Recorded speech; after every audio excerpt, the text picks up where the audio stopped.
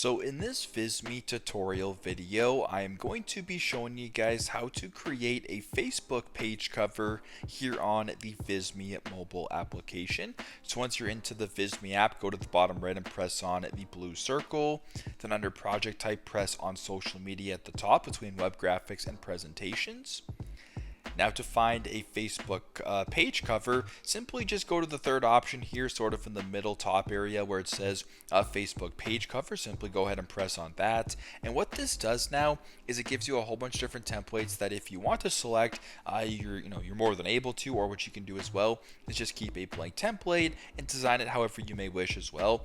So what this basically does by pressing on Facebook page covers, as compared to pressing some other things, is it gives you the proper dimensions needed for a Facebook page cover. So as you can tell, the dimensions given here are 820 by 312.